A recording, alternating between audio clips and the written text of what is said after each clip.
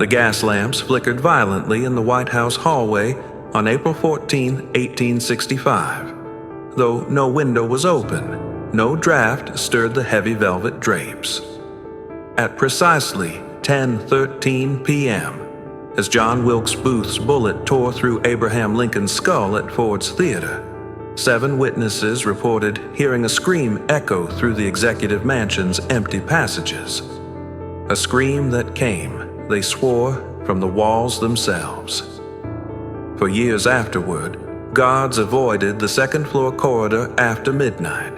They spoke of a presence, tall, gaunt, moving with the unmistakable limp of a man who'd once survived an assassin's earlier attempt.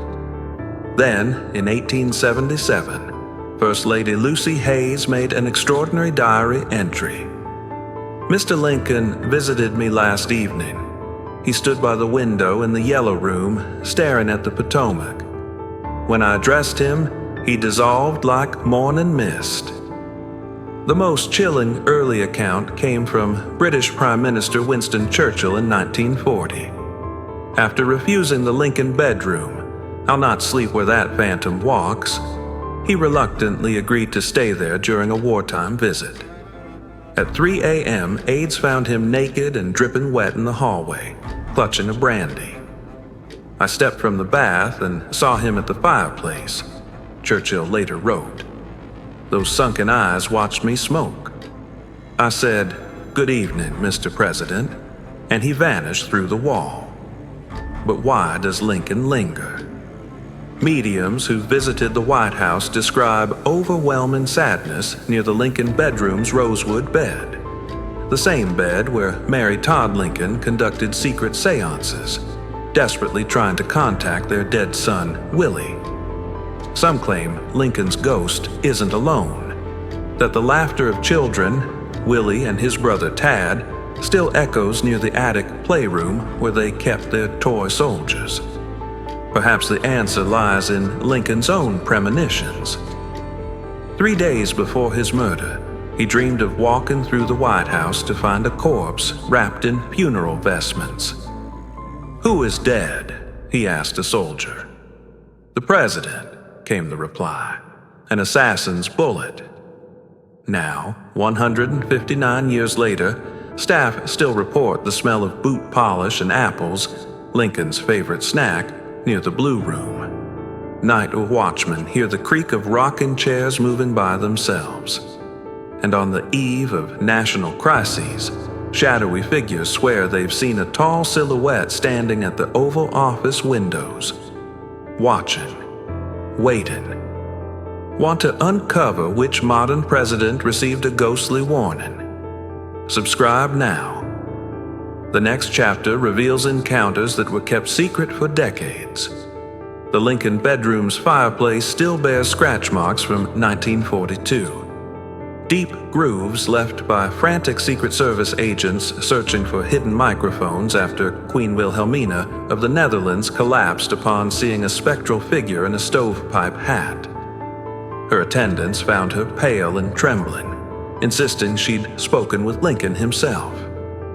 "He stood by the window," she whispered, pointing toward the Capitol as if warning of some coming storm.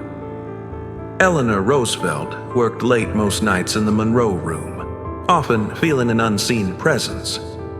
"I'd sense him first by the smell of burnt pipe tobacco," she confessed to her secretary. "Then the air would grow cold, and my papers would stir as if brushed by invisible fingers." One White House usher reported seeing Lincoln's ghost sitting on the bed, pulling on his boots, a ritual the president performed each morning at 6 a.m. sharp. The sight lasted only seconds before dissolving into the dawn light. But not all encounters were peaceful. In 1952, maintenance workers renovating the second floor reported tools vanishing and phantom hammering inside walls. One electrician swore he saw a giant shadow with a beard, reflected in a mirror before the glass cracked diagonally, just like the fracture pattern in Lincoln's death portrait. The incidents grew so frequent that President Truman joked to reporters, I'd trade every ghost in this place for one honest politician. Yet, privately, he wrote to his wife Bess, "The damn footsteps follow me to the Lincoln sitting room most nights. Want to hear about the ghostly warning that may have saved a president's life? Subscribe now. The next chapter reveals encounters too chilling to be declassified. Modern technology has only deepened the mystery. During 2019 renovations, thermal cameras detected a human-shaped cold spot moving through the state dining room at 3:17 a.m., the exact time Lincoln was pronounced dead. Security footage from that night shows nothing, but the audio track captured 2 seconds of faint, labored breathing matching descriptions of Lincoln's asthma. Most disturbing are the repeating patterns. Staff note that Lincoln's apparition often appears before national crises. A night guard saw him pacing before Pearl Harbor. Jackie Kennedy smelled lilacs, Mary Todd's favorite flower, before JFK's assassination. A cleaning crew heard ghostly sobs on September 10, 2001. Is it coincidence, or is America's greatest president still standing watch? The answer may lie in the one place no living person has accessed: the sealed compartment found behind Lincoln's bedroom mirror in 1987, containing what archivists describe only as an item too disturbing to display. The White House residence staff call it the Midnight Protocol. Whenever a new valet is hired, they're warned. If you see the tall man by the windows at night, don't speak. Just step back and let him pass. This unwritten rule stems from 1963, when a young steward named Reginald Martinez encountered Lincoln standing at the west bedroom window staring toward Dallas. The next morning, November 22nd, JFK was assassinated. Martinez later swore the ghost had been weeping. FDR experienced the most dramatic visitation during the World War II's darkest days. According to his personal secretary, the president awoke to find Lincoln sitting at the foot of his bed in full formal attire. He didn't speak, FDR recounted, just pointed to a map of Europe on my wall, specifically at Normandy, before fading away. 16 months later, D-Day commenced on those very beaches. Modern encounters are no less chilling.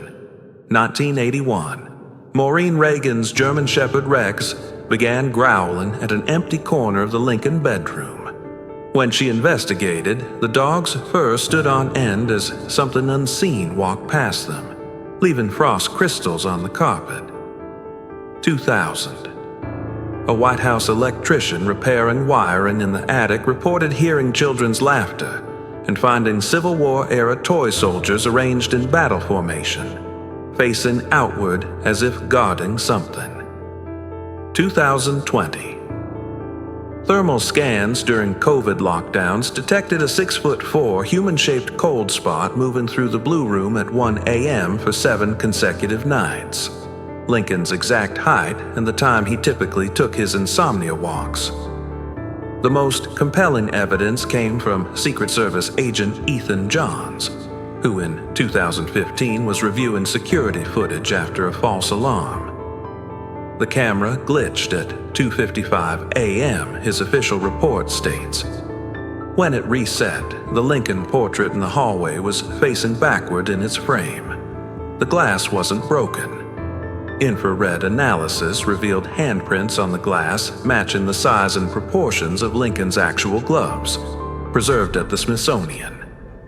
Want to see the classified photo that made a president faint? Subscribe now.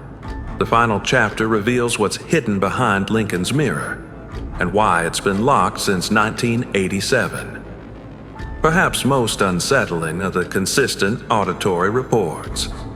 9 separate administrations have documented hearing 3 distinct sounds preceding national tragedies.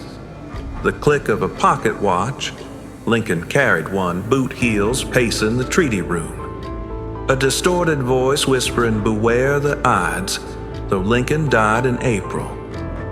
Is this spectral activity a warning system? Or is America's martyred president trapped in an endless loop of his final days? The answer may lie in the one artifact no curator will discuss: the blood-stained playbill from Ford's Theater found in the White House attic in 1952, which forensic analysis proved wasn't there the day before. The locked compartment behind Lincoln's bedroom mirror wasn't discovered until 1987, when renovations revealed a hidden cavity sealed with 1860s-era lead linen. The only person to view its contents was Chief Curator Clement Conger, who immediately ordered it resealed. His handwritten note in the White House archives reads, "Not for our time. Perhaps not for any time." What terrified him? 3 independent sources claim a blood-stained draft of Lincoln's second inaugural address with an extra paragraph predicting a nation divided against its soul. In the 21st century, a miniature portrait of John Wilkes Booth, its eyes scratched out with the inscription, "He walks among us still." A child's finger bone wrapped in Willie Lincoln's handwriting, "Papa cries in the walls." This discovery explains why modern presidents receive bizarre warnings. In 2016, a sleepwalking White House staffer was found transcribing 19th century military codes in the Lincoln sitting room. Security footage showed her moving with unnatural precision, but the cameras glitched whenever her hands appeared to pass through the desk. The most chilling incident occurred during Obama's presidency. In 2014, the First Lady's stylist reported seeing a tall, thin figure standing behind Michelle in her dressing room mirror. When she turned, the reflection remained for 3 full seconds before fading.